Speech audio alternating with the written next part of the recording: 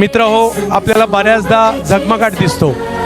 व्हॉट्सअपचे status दिसतात, फेसबुकच्या post दिसतात, इंस्टाच्या पोस्ट दिसतात, त्याच्यातल्या ट्रॉफ्या दिसतात, त्याच्यातला हसणारा फोटो दिसतो. परंतु त्याच्या मागे मेहनत किती आहे हे कोण पाहते? त्याच्यासाठी शेकडो किलोमीटरचा प्रवास असतो. घरच्यांना आपण वेळ देत नाही आहे, परंतु क्रिकेटला वेळ द्यावा लागतो. पॅकरचा फोन येतो, कॅप्टनचा फोन येतो, इकडे मॅच चालू आहे, तिकडे मॅच चालू आहे, अरे मॅच सुरू होते, टॉसला बोलवलं आहे, तू कुठे 10 किलोमीटर आहे का, आणखी थोडासा गाडी जोरात चालव, तिकडे पोच. हे सगळं काही सोपं नाही आहे. आणि हे सगळे आपण म्हणतो, एखादा खेळाडूने परफॉर्मन्स नाही केला, आपण सहज म्हणतो यार याने काही गडबड तर नाही केली, तो आऊट झालाय. परंतु मित्र हो, तो सुद्धा माणूसच आहे.